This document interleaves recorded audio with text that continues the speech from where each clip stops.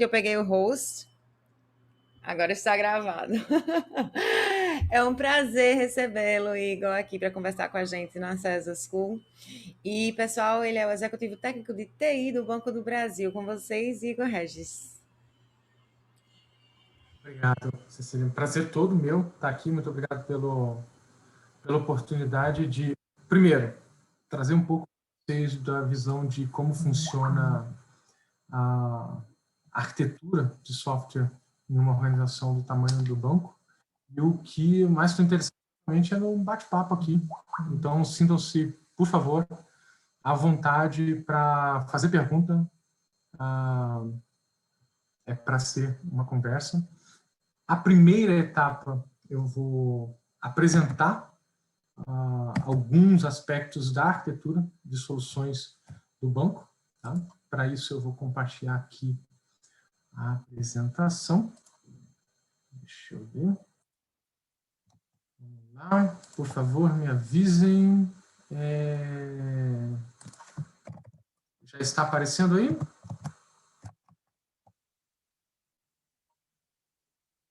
Cecília, você consegue me confirmar se está vendo? Está aparecendo, sim. A gente está vendo, está bem direitinho. A apresentação tá tudo certo. Ótimo. Pode dar então, gente, vamos lá. Eu vou fazer uma apresentação de 30 minutos e aí depois nós vamos ter mais 30 minutos de um bate-papo aqui em cima das perguntas que possam surgir, dúvidas. Em cada ponto dessa apresentação, sintam-se à vontade para nós explorarmos os aspectos que eu vou apresentar aqui, ok? Então, vai anotando, pode colocar no chat e depois a gente vem para o diálogo. Tá? Bom, para falar de arquitetura de software do banco, a primeira etapa que eu vou fazer aqui é, primeiro, apresentar um pouco do banco em números de TI. Tá? Vou apresentar para vocês alguns números da TI do Banco do Brasil. Que aí isso vai ajudar a colocar algumas coisas em perspectiva nos slides mais à frente. Bom, no nosso ambiente central, hoje, nós suportamos picos de 5,5 bilhões de transações financeiras por dia. Nós temos 14 computadores de grande porte, também conhecido como mainframe, né? Mais de 20 mil servidores e mais de 200 petabytes de dados armazenados. Esse ambiente central suporta a nossa operação nacional e internacional. Na rede internacional nossa, nós temos 8 data centers que dão apoio e suporte para a presença do Banco do Brasil em todos os países que nós temos representação.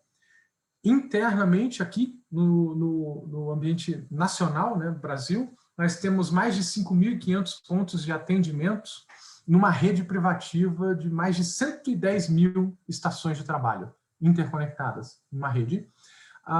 Esses pontos, eles têm como apoio também... eles têm como apoio mais de 6 mil servidores, quase 7 mil servidores aí, né? E também temos conectados nessa rede mais de 40 mil caixas eletrônicos.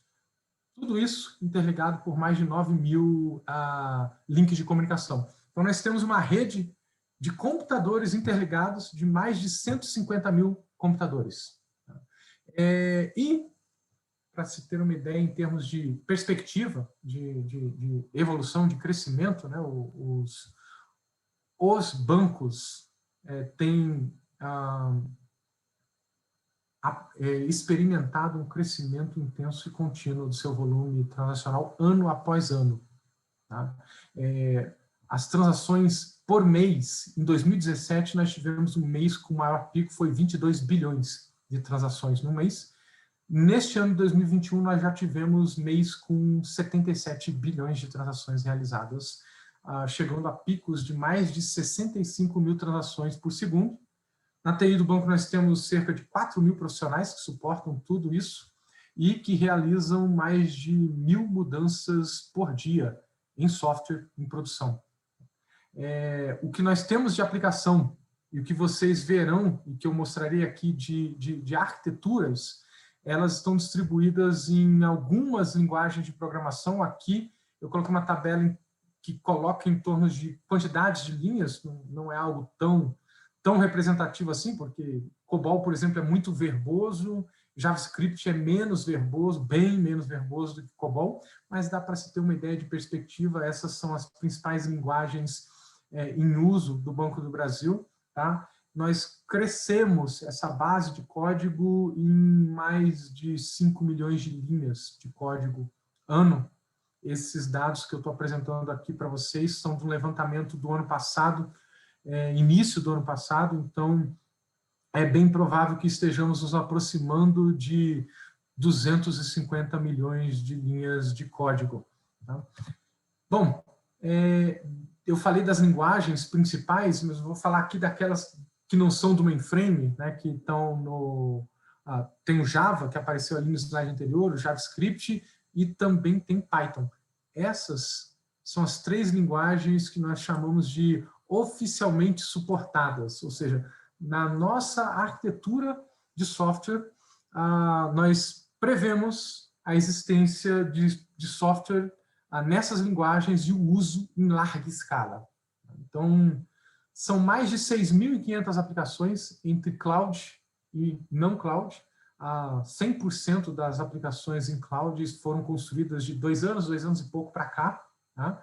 E nesse slide aqui eu coloquei a distribuição dessas linguagens, o que está em cloud e o que não está em cloud. E Python dá para vocês verem que ela nasceu, o uso em larga escala dentro do Banco do Brasil para cloud. E já dando uma informação extra, Python ela é oficialmente utilizada no Banco do Brasil para projetos e soluções que envolvam machine learning e inteligência artificial. Então, as linguagens elas têm os seus contextos. Java, JavaScript estão para a linguagem mais de propósito geral. No caso de Python, é para machine learning. Tem esse quadro aqui de mais de 700 aplicações em outras linguagens. Aí entra Go, Kotlin, tá? E outras soluções bem específicas, como Scala, por exemplo. Tá? Mas não é o caso da gente detalhar aqui. Esse slide está basicamente para dizer o seguinte: qualquer grande solução, tecnologia ou arquitetura que você tenha contato com TI, muito provavelmente vai ter uma solução em produção dentro do ambiente do banco fazendo uso dessas tecnologias. Tá? Aqui, nessa nuvem aqui, estão as tecnologias que nós usamos. Tá? Vai desde, como eu mostrei, de um COBOL até um Quarkus para desenvolvimento Java em nuvem. Nosso desenvolvimento Java em nuvem é baseado em Quarkus. Temos, inclusive, 2 funcionários do banco como contribuidores dos projetos do Quarkus, na versão mais nova. Agora sim, com essa breve apresentação do banco e a TI do banco em números e tecnologias, linguagens de programação, eu vou entrar nas arquiteturas, que eu gosto de quando a gente fala sobre arquitetura em uma organização como o Banco do Brasil, é que a arquitetura, ela, numa empresa como a nossa, ela é quase... entender a arquitetura de uma empresa como o banco é quase como um trabalho de arqueologia. Porque a arquitetura ela segue evoluindo e quando você olha o estado atual, o que você percebe é como se você estivesse avaliando e analisando aquelas rochas sedimentares. E eu espero conseguir deixar essa minha alegoria aqui um pouco mais clara ao longo dos próximos slides. Tá? Impossível falar de arquitetura de um banco de 200 anos sem falar da arquitetura mainframe. Tá? Então, aqui eu peguei uma imagem, tá, para ilustrar, montamos uma imagem para ilustrar a arquitetura clássica de soluções mainframe, onde você tem, deixa eu pegar um ponteiro aqui para facilitar, porque eu preciso apontar e não adianta eu ficar apontando aqui com as mãos, né? Você tem o site central, o ambiente central do banco, né? E neste ambiente central você tem lá o dito cujo mainframe, com seu sistema operacional, o ZOS, as partições, a camadas de gerenciamento, dados, e é isso mesmo. Quando você olha os sistemas que nós temos dentro do banco, persistência transacional, DB2 ou Visan, tá? Visan, eu costumo falar dele como NoSQL, tá? Um arquivo indexado, tá? É como se fosse um NoSQL dentro de uma leitura mais moderna, é muito útil em determinados tipos de situação. Nós estamos gravando uma série de podcasts com o pessoal do Hipsters, e o primeiro podcast nós falamos de Pix e apareceu o Visan. Né? Exatamente na nossa solução de Pix, a gente faz uso de nuvem e faz uso de Visan, por exemplo. Tá? Então, aqui, para entender melhor o cerne, aquilo que está dentro do core, ou aquilo que a gente costuma chamar de legado, ele está desenhado dentro desse tipo de arquitetura, onde à frente da camada de dados você tem a camada de aplicação, e aí entra um ator muito importante aqui, que é o SIX, para fazer a execução da aplicação.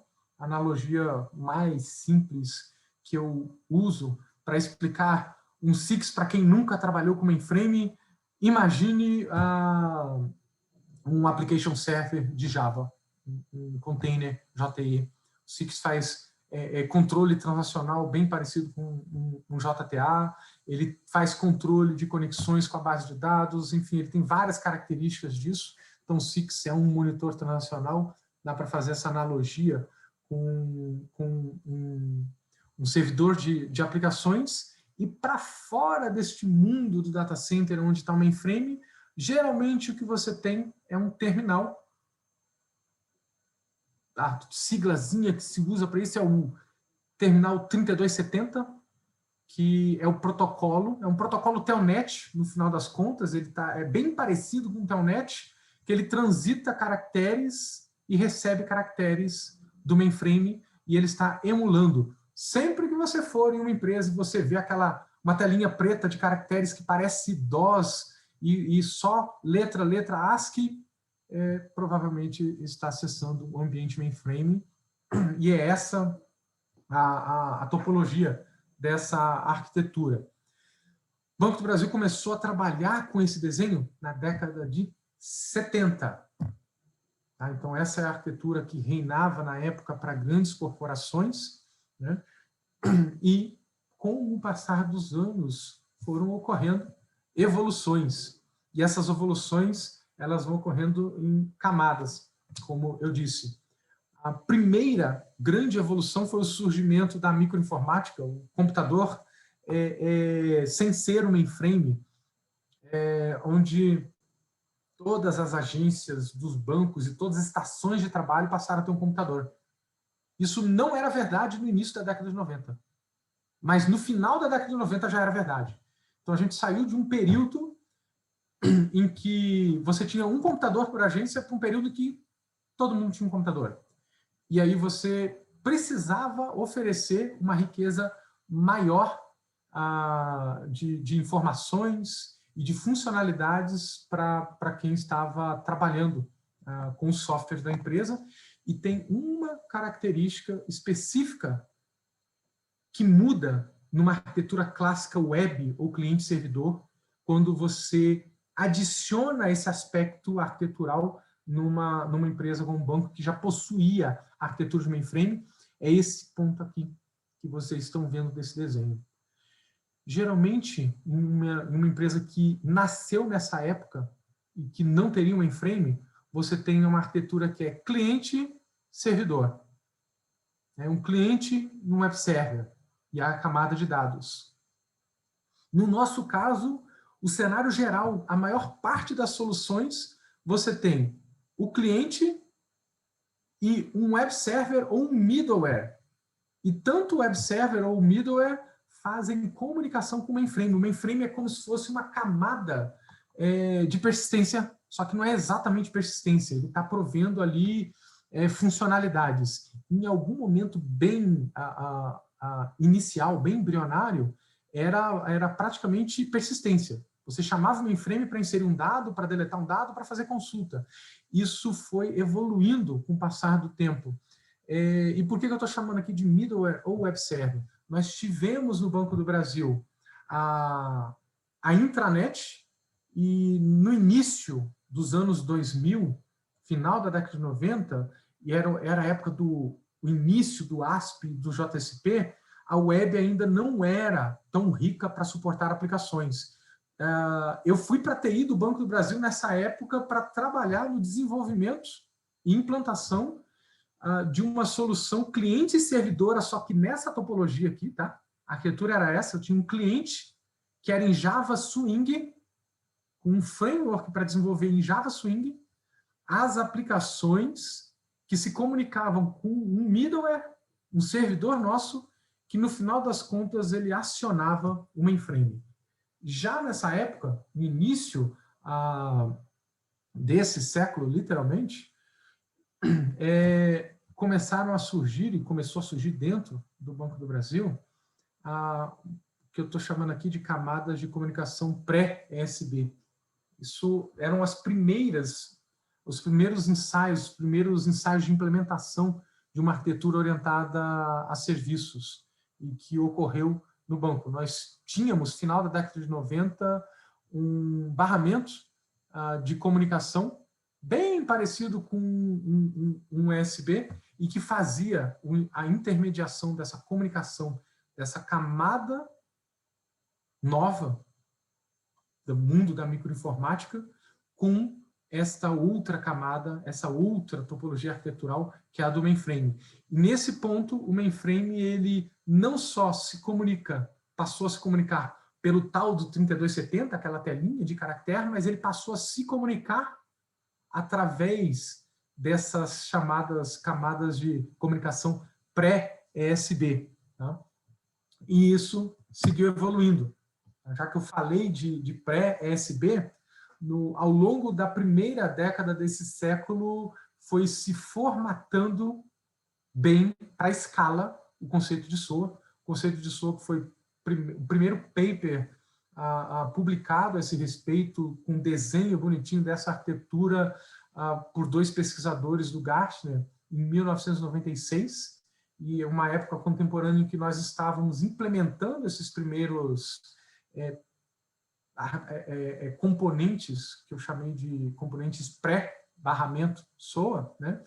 Nessa época aqui, início dos anos 2000, meados, até a primeira década, esse desenho começou a ganhar corpo dentro da arquitetura do banco, tá?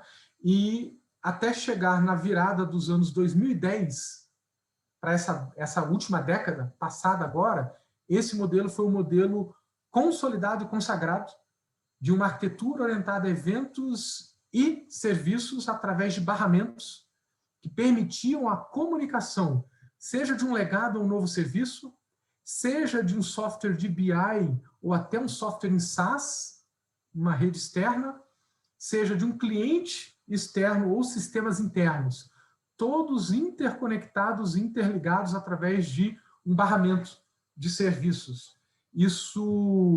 Esse desenho arquitetural, ele permitiu ao Banco do Brasil adquirir uma velocidade, uma escala de desenvolvimento de software sem precedentes. Tá? As aplicações desenvolveram uma riqueza muito grande em informações.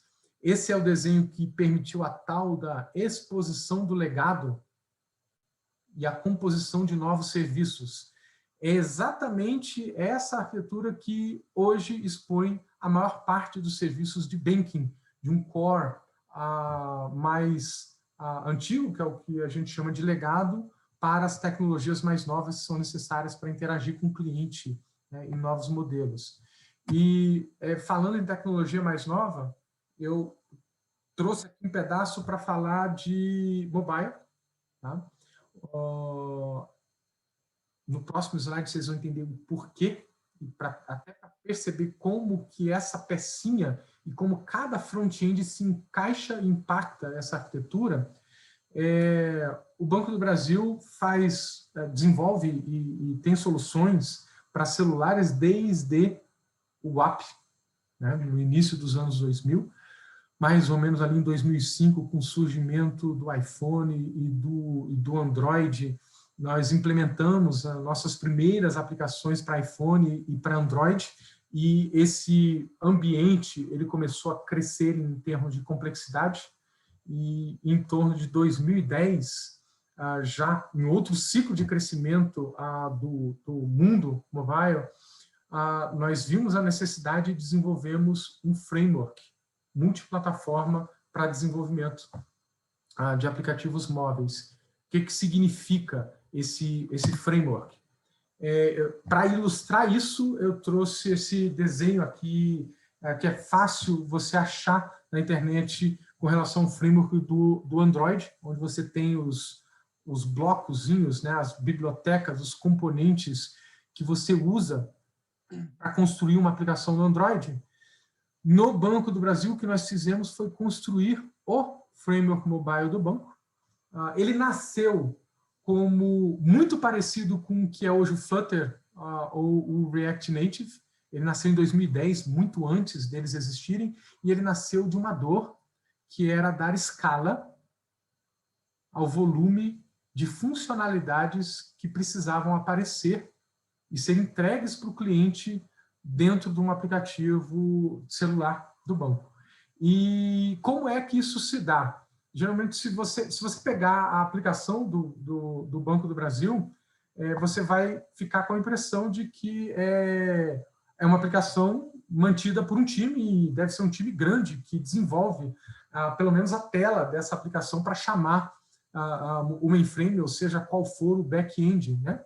Mas, na prática, nós temos um time, um núcleo, que desenvolve esse framework. Tá? Esse framework ele é responsável por toda a experiência, toda os componentes de construção de tela, a segurança, a camada de autenticação e monitoração do cliente dentro daquele ambiente, a atualização das aplicações. Isso é o que a gente chama de framework. Então, é como se fosse o aplicativo sem nenhuma funcionalidade. As funcionalidades, elas são implementadas de maneira distribuída, direto pelo desenvolvedor do negócio. Então, o desenvolvedor que implementa o back-end de um produto de crédito, ele também implementa o front-end. Se ele for um desenvolvedor full stack, ele vai desenvolver as duas. Se ele for um desenvolvedor que é um desenvolvedor de COBOL, possivelmente, e ele não desenvolve para mobile, por exemplo, possivelmente ele vai ter como membro do time um desenvolvedor nesse framework para desenvolver as soluções mobile. O que nós fizemos com o passar do tempo surgiu o React Native e o Flutter, depois o Flutter. Assim que surgiu o React Native, nós percebemos que, do ponto de vista arquitetural, ele se encaixava exatamente no lugar desse nosso framework. O que nós fizemos foi adotar o React Native como a base do nosso framework. Isso reduziu a carga de trabalho para o nosso time de desenvolvimento mobile, que precisou se preocupar com os aspectos de extensão do React Native, ao invés de cuidar de todo um framework de desenvolvimento mobile. Então, vejam aqui que uma única peça, uma camada da nossa arquitetura de software, que é o cliente celular, mobile, por dentro, arquiteturalmente, ele é bem complexo, muito complexo. O que nos leva ao último slide, e aí depois a gente vai poder abrir para perguntas. Esse slide aqui eu trouxe uma imagem do Gartner, que ilustra de maneira bem resumida e muito bem o que seria uma arquitetura de solução de todos os softwares, de toda a planta do Banco do Brasil. Tá? Isso é resultado dessa evolução ano após ano e da inclusão de diversos arquétipos arquiteturais dentro da nossa planta tecnológica. Esse desenho aqui do Gartner, você tem geralmente uma camada de serviços, e esses serviços são os mais diversos. Esses ícones aqui abaixo, junto dos serviços, são serviços de data warehousing ou de aplicações monolíticas legadas, no nosso caso estão lá em COBOL, no mainframe, ou aplicações SaaS, ou outras aplicações corporativas e microserviços, por exemplo. Tá? Então aqui você tem uma camada de back-end, e essa camada, cada esfera aqui, ela tem a sua própria arquitetura de acordo com o momento da história em que ela foi criada, e elas expõem serviços, seja umas para as outras, seja para um barramento central, gerenciado, exposto por uma camada de API, um gateway de API, geralmente, né? Um gateway de API, um barramento conectado no gateway de API, e aí você tem as camadas de experiência e de front-end para o cliente, exatamente por causa deste desenho arquitetural. Você consegue, no Banco do Brasil, por exemplo, iniciar o financiamento de um imóvel pelo celular, continuar ele pelo computador e interagir na agência, porque, na prática, esses diversos front-ends, cada um seguindo o seu framework, de acordo com a tecnologia e o ambiente onde ele tem que rodar, eles estão interagindo com um back-end formado por diversas aplicações expondo serviços.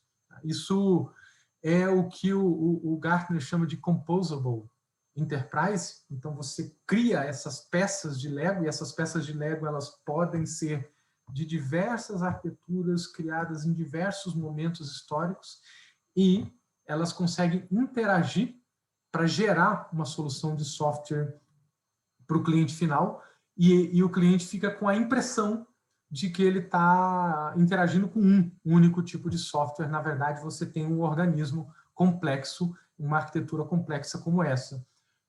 Como que a gente faz para isso dar escala? A gente monta da TI do Banco do Brasil camadas do que nós chamamos de plataformas. São diversas plataformas, você vem desde uma infraestrutura base, né, de TI, a plataformas de desenvolvimento, e aí são suítes e ferramentais de desenvolvimento comuns a todos os desenvolvedores, ou às vezes respeitando algumas tecnologias, né? Mas é a camada onde nós temos a nossa esteira de CI/CD. Curiosamente, nós temos uma esteira de CI/CD em mainframe desde a década de 90. Nós começamos, tanto que assim que surgiu o antecessor do Jenkins, o Hudson, assim que ele surgiu, nós começamos a adotar dentro do Banco do Brasil, mais ou menos ali em 2008, 2009, estaria nessa camada, e ela é o nosso delivery pipeline que atende o resto das nossas arquiteturas. Você tem outras camadas, que são as plataformas de back-end, seja ali no COBOL ou em nuvem, e aí na plataforma de back-end nós temos hoje bastante desenvolvimento em nuvem, como vocês viram ali, são mais de 2.000 aplicações que rodam em nuvem interna do banco. Plataforma de integração é exatamente essa camada aqui do meio, seja um gateway de API, seja um barramento de eventos ou um barramento de serviços, né?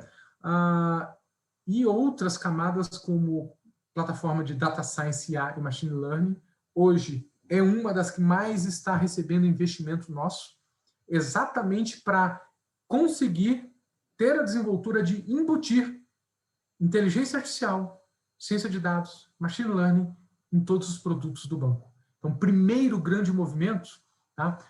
O primeiro movimento a gente começa experimentando, incluindo isso em produtos, e quando nós percebemos que há, sim, uma demanda para incluir aquela tecnologia, a gente entra numa etapa de criação de uma plataforma. A criação não é uma criação do zero. Você contrata soluções de mercado, integra elas e cria uma camada homogênea para tornar aquilo adaptado para um banco, e é isso que eu chamo aqui de plataforma tecnológica. Isso permite a gente, em algum momento, vai permitir que a gente embuta em escala industrial inteligência artificial em todas as nossas soluções e produtos. É um momento em que quem olha de fora percebe, tem inteligência artificial aqui, tem um pouco ali, e de repente explode. Tudo tem inteligência artificial. É quando esse tipo de plataforma, essa peça da nossa arquitetura fica pronta e ela começa a ser utilizada em larga escala. Tá? Da mesma forma, de forma até mais consolidada, nós temos as plataformas de front-end, né? Seja web, seja mobile, aquelas que têm grande demanda e grande volume, elas são construídas dentro desse contexto. Plataforma. Então, o desenvolvimento mobile no banco é uma plataforma. Web também são plataformas. Então, nós temos um framework base que é utilizado pelas equipes que desenvolvem negócio. Isso dá muita agilidade e velocidade. É como se eu tivesse o meu Heroku para banking, né, dentro do banco, mas utilizando todas as nuances, abordando todas as nuances de um banco. E, por último, mas não tão novo assim, tá? É o que o Gartner chama de HPA-PaaS, que é o High Productivity Application Platform as a Service, que é a congregação de ferramentas de BPM, automação de processos, low-code, RPA.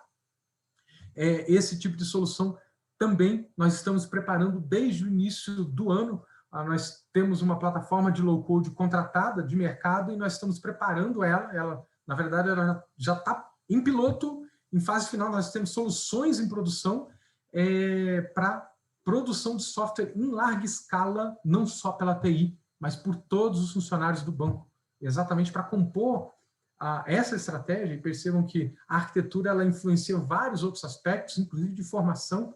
Nós contratamos a plataforma da Alura e abrimos para todos os 90 mil funcionários do banco. São mais de 90 mil.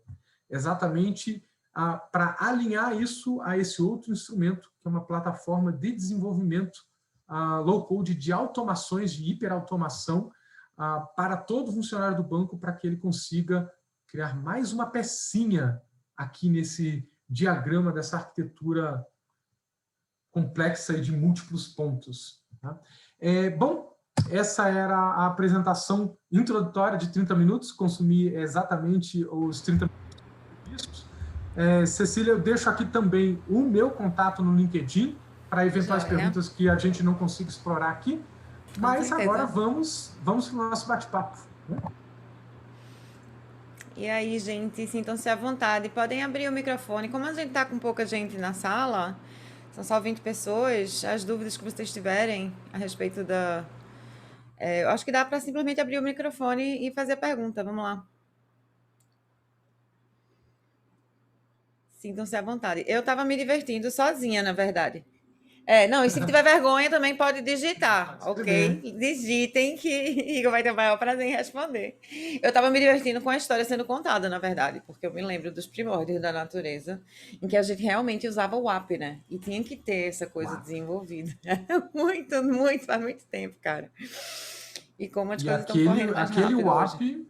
Aquele WAP estava acessando o mainframe. Total. Certo?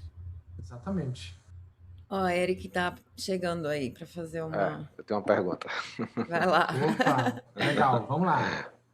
Olá, Igor. É impressionante os números, e não só os números, né, mas todo o contexto histórico disso aí, né? Porque foram coisas que evoluíram, como você falou aí, né, por vários anos, e tem todo um conhecimento adquirido, e é uma história muito empolgante, realmente. Eu tenho uma pergunta a nível de técnica, como vocês mantêm as aplicações, por exemplo, que são feitos com frameworks que eles passam a ser não mais utilizados pela comunidade, pelo mercado? Tipo, eu imagino que deve ter algumas soluções feitas aí em Struts da vida, JSF, e agora vocês estão usando Quarkus, e isso historicamente muitas vezes são substituídos por novos frameworks. Como é que vocês mantêm a questão de atualização, principalmente de segurança, como é que vocês fazem para resolver esse tipo de coisa? Ótima pergunta, fantástica. É o motivo pelo qual, inclusive, a maior parte de empresas que têm produtos que duram tanto tempo ainda estão no COBOL. É o motivo pelo qual tanto fala-se de COBOL. Eu acho que deve ter...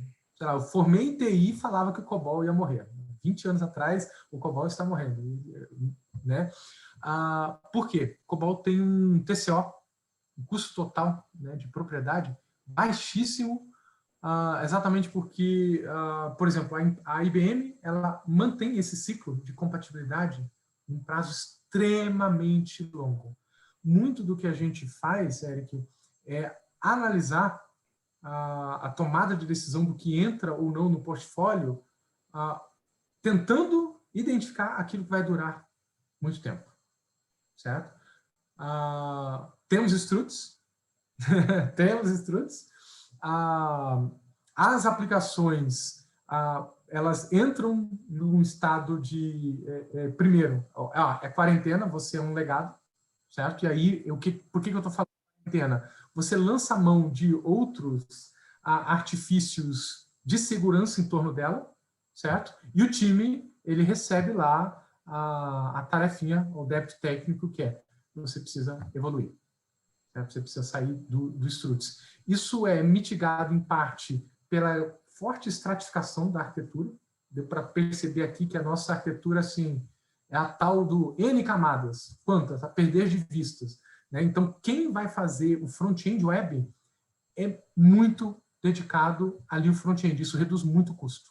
Reduz bastante o custo de substituição. Mas nós temos o JCF em larga escala. Nós temos mais ou menos 300 aplicações de front-end em JSF. Inclusive, se você algum dia passar para uma agência do banco, pede para olhar a aplicação que está sendo utilizada, que é a web lá, a tal da plataforma BB, certo? Ela tem uma arquitetura muito parecida com uma arquitetura de micro front-end. Você olha, é uma aplicação, é como se fosse um SPA, tá? Single Page Application, mas na prática ela é aquele framework que eu falei e ele compõe e orquestra mais de 800 aplicações e que são entregues para o funcionário da agência como se fosse uma coisa só, a tal da plataforma BB. E neste miolo ali, no meio dessa aplicação, tem, numa mesma identidade visual, aplicações em JSF e em Angular. O que a gente escolheu para substituir o JSF. Então, você olha, você não vai conseguir identificar a diferença, porque a identidade visual é a mesma. Isso nos permite gradualmente migrar. Então, o que a gente faz é, identificamos que uma tecnologia está sinalizando que vai cair em desuso, começamos a estudar e identificar qual que vai entrar no próximo ciclo. Não é só análise técnica, a gente faz análise de mercado. Quais são as empresas por trás daquela tecnologia?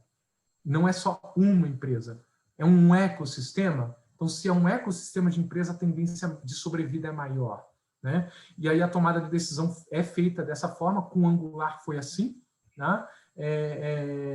E nós começamos a adotar o Angular, por isso que a maior parte das aplicações ali naquela arquitetura é em Angular e não é mais em JSF. Ainda temos em JSF, elas estão nesse estado aí que é de quarentena, olha, você está ali de castigo, você é uma senhorinha, né, em JSF, tem alguns cuidados que a gente tem que ter em especial, e gradualmente essas aplicações elas seguem migrando para uma estrutura mais nova.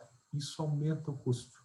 Né? É o tal do TCO elevado, o custo total de propriedade. O custo total de propriedade, ele influencia a arquitetura num cenário, quando o seu modelo de negócio não muda.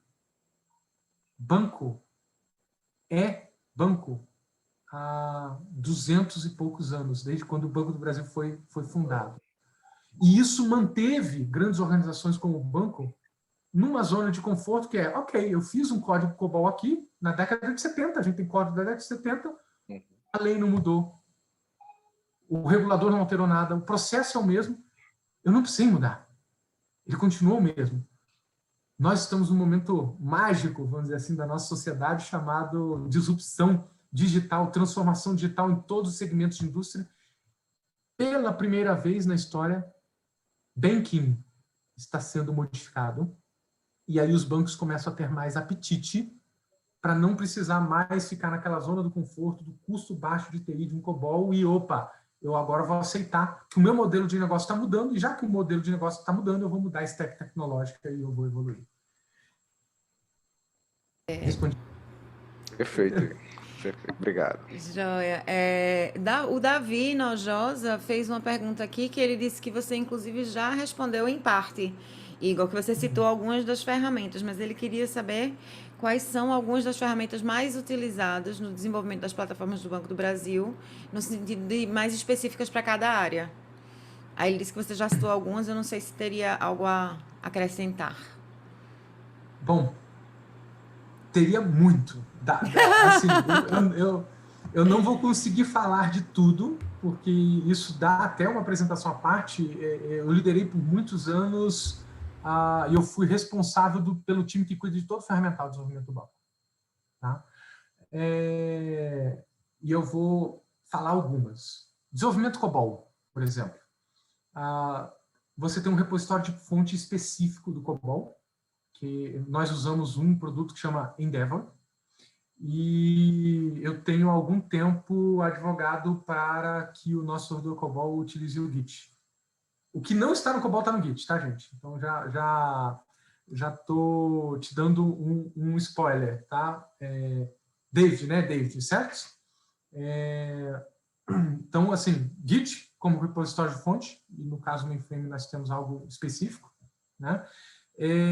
O desenvolvedor mainframe, ele usa para desenvolver dois tipos de ferramentas. Uma delas é um Eclipse. Então, existe um Eclipse que escreve código COBOL. Tá?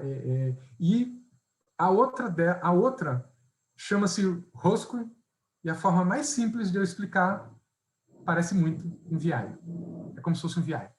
Tá? Então, assim, por incrível que pareça, o desenvolvedor COBOL, ele adora o tal do Rosquil.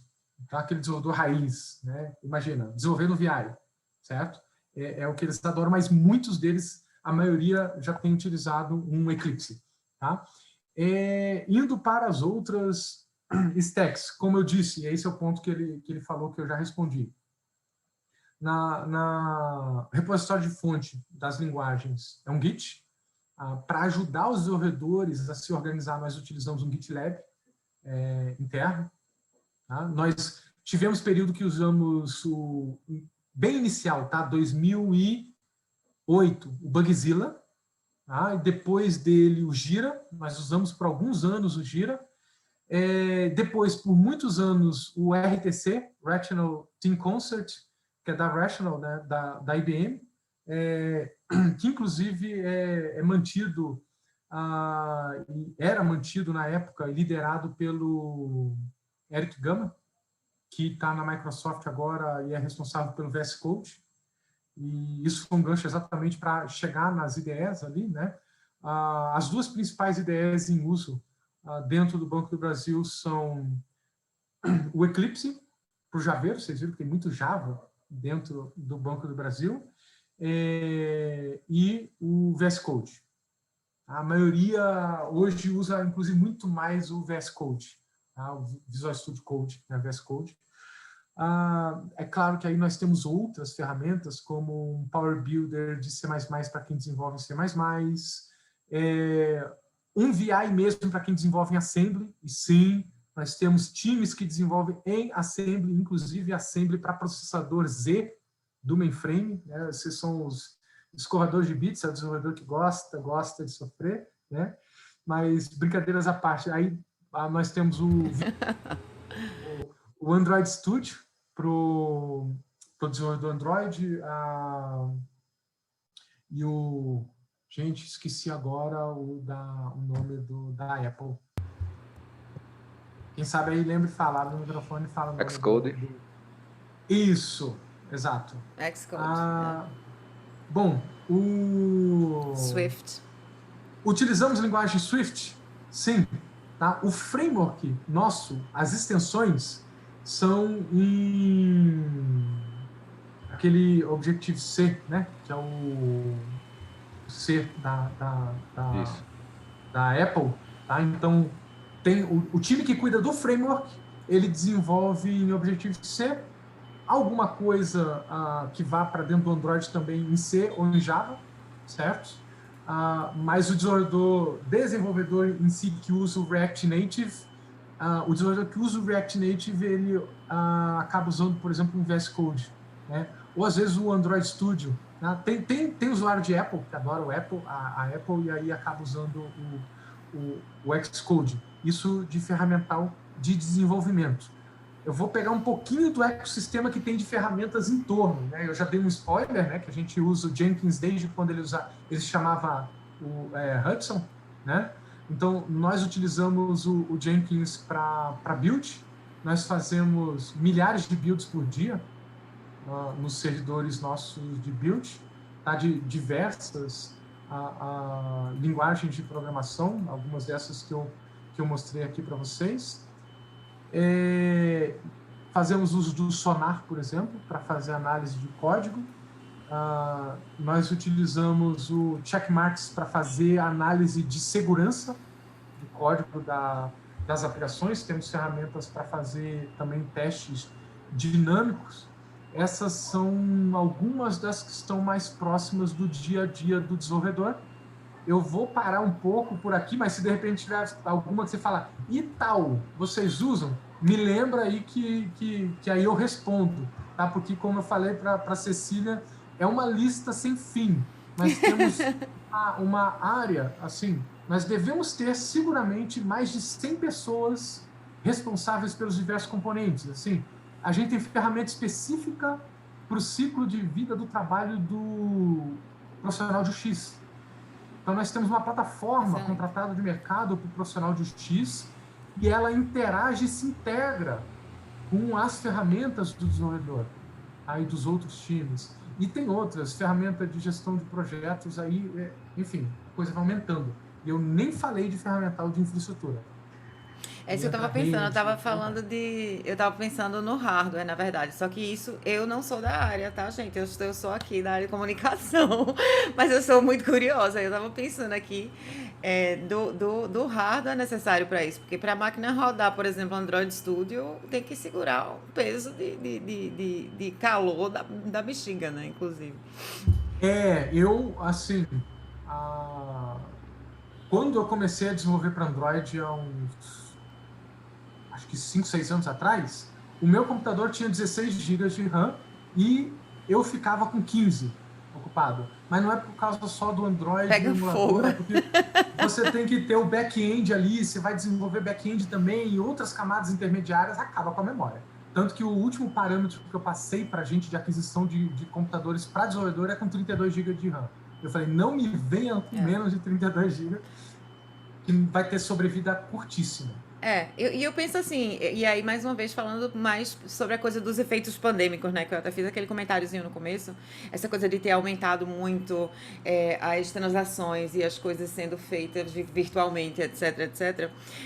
Mas todos nós estamos usando muito mais as nossas máquinas, então gente que às vezes nem precisava, gente que nem é dev, tá precisando de uma máquina muito mais punk, porque você tá o tempo todo rodando programa de vídeo, você tá gravando coisa de vídeo, você tá gerando em alta, então é isso, né? Tem que correr com as máquinas também. Isso. E aí acaba sendo necessário um equipamento melhor, sem dúvida. E o desafio nosso é exatamente integrar, tá? Porque assim, para entregar, prover tanto serviço em tantas tecnologias diferentes, não é só comprar. Você tem que comprar e integrar todo esse ecossistema para que quem vai trabalhar com isso não enlouqueça. Verdade. Verdadíssima. Exatamente, Lucas. Eu acabei de olhar que o Lucas estava aqui com a mão levantada. Diz aí, Lucas. Então, vocês estão me ouvindo normal? Estamos sim. Tá um pouquinho abafado, tá um pouquinho baixo, mas está rolando. Bem. Tipo, eu estava ouvindo um podcast de uma galera de Python dizendo que está fazendo uma biblioteca para programar COBOL e Python, fazer essa integração, juntar os dois. Aí eu queria saber se o banco do Brasil, tipo, o banco do Brasil, na verdade, estava com trás disso, não sei se isso é verdade. Porque faz muito tempo que eu vejo esse podcast. Aí eu queria saber se vocês têm pretensão de mudar futuramente COBOL para o Python ou ainda vão manter COBOL como linguagem. Ok, deixa eu. A pergunta sua é exatamente com relação a um Python em substituição ao COBOL, né? Certo? Bom, Dentro do Banco do Brasil, a gente elegeu o Python como a linguagem para machine learning.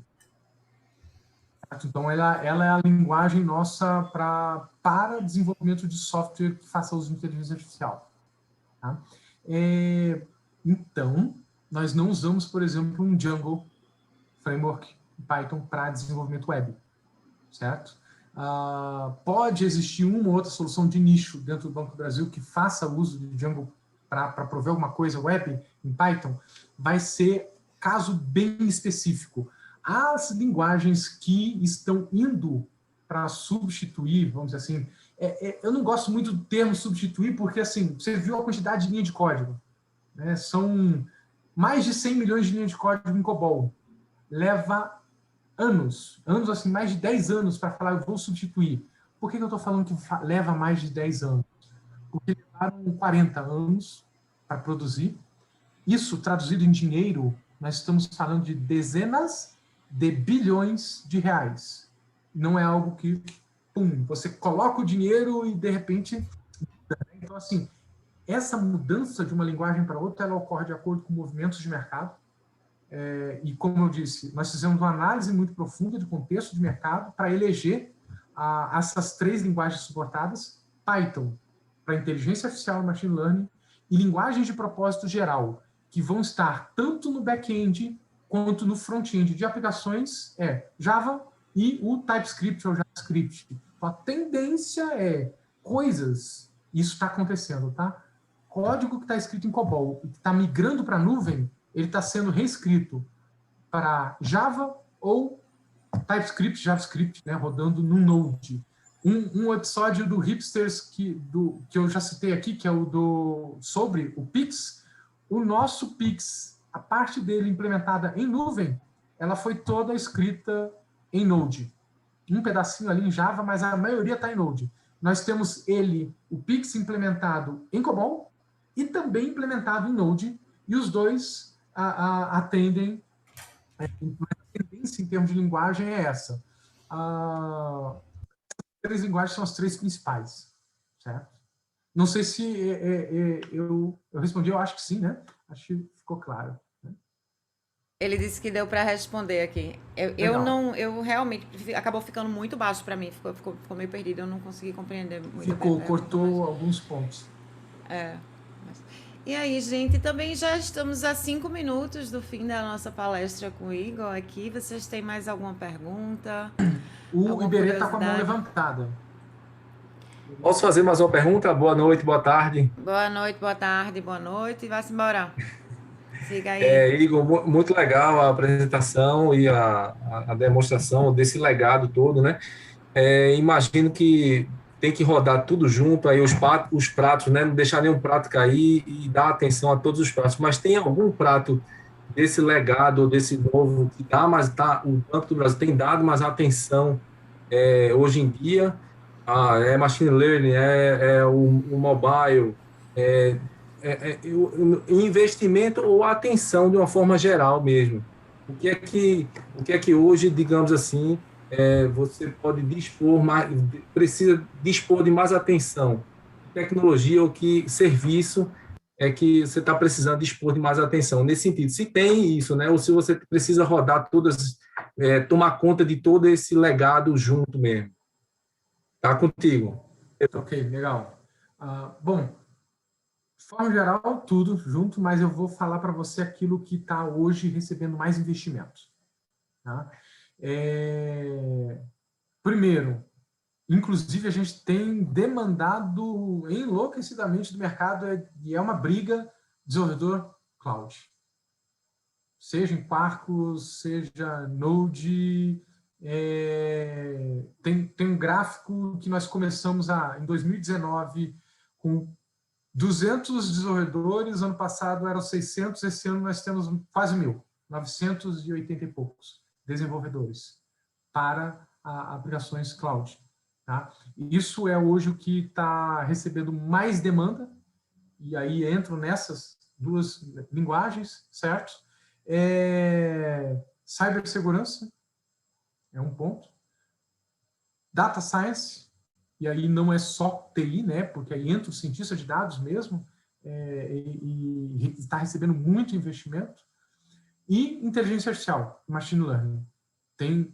Hoje, nós estamos investindo muito, como eu falei naquele último slide, em preparar a nossa plataforma para dar escala no uso de inteligência artificial dentro de todos os nossos produtos e serviços. Então, inclusive, o time dessa plataforma de IA, né, que a gente chama aqui de plataforma de IA, é o local onde tem mais mestres e doutores dentro da TI, é onde estão os nossos escovadores de bits ali para encontrar forma de fazer com que todos os outros desenvolvedores de todas as outras linguagens consigam integrar e fazer uso de inteligência artificial dentro de suas soluções. Então, tem esses grandes movimentos de investimento estratégico em tecnologias. Aí isso se reflete em demanda forte por pessoas, né, gente? Porque tecnologia pode ser software, máquina, mas é feito por gente, né? Demanda muita gente para fazer isso. São essas áreas, Iberê, esses pontos.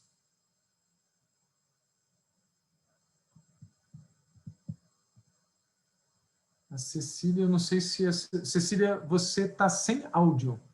Ai, desculpa, é porque eu tô com o microfone aberto, mas o meu microfone tem um botão de mute nele próprio. Às vezes aí confunde as bolas. De qualquer forma, Elaine mandando aí a mensagem, gente, ó, para fazer parte do time do Banco do Brasil e viver essa realidade top das galáxias aí. Tem inscrição para concurso rolando. E Igor, muito obrigado pelo seu tempo, conteúdo e transparência. Obrigada, Iberê. Obrigada a todos vocês, gente. Legal, Olha eu aí, agradeço, Cecília, o espaço. Opa! Não sei se é o Davi ou se é David, né? Que eu não soube. O Júlio agradecendo, David ou Davi agradecendo também. Muito obrigada, gente, pela participação. Valeu, Lucas. Muito massa. Legal. A presença de vocês faz toda a diferença, porque é exatamente isso. As pessoas que estão, vocês que estão aí buscando exatamente esses pequenos detalhes e querendo cascavilhar, são vocês que vão estar construindo isso daí para frente. Isso é fantástico. Igor, muito obrigada mais uma vez por ter aceitado o nosso convite e conversar aqui conosco. E que venham as próximas. Legal, Cecília, muito obrigado pelo espaço. Isso mesmo, que venham as próximas. A gente está à disposição exatamente para explorar, às vezes, tópicos específicos. É muito bom esse contato. Ajuda quem está entrando no mercado a entender como funcionam alguns aspectos de quem está ali no mercado, como que a gente aplica isso dentro de uma grande organização. E como a Elaine disse, estamos com o concurso aberto. Não precisa estar formado para prestar o concurso. A regra é ensino médio. Você fez um ensino médio.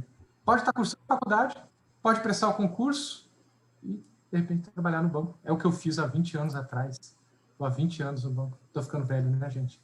Tá nada. Só está crescendo, só está desenvolvendo cada vez mais. E aprendizado constante, né? O nosso lema na César School é que é lifelong learning. Aprendizado constante em todos os seus espaços e estar revitalizando suas habilidades e estar dentro de um ambiente que seja extremamente inovador e desafiador. Então, se o banco tem isso a oferecer, que arretado. Olha, tu há 20 anos tu não trabalha com a mesma coisa. Cada dia é uma tecnologia diferente. É bem agitado. Quem tiver curiosidade também acompanha lá o Hipsters. Tem uma série de podcasts que a gente vai explorar vários aspectos da nossa cultura. Obrigada, então, gente. Tchau. Até a próxima. Tchau.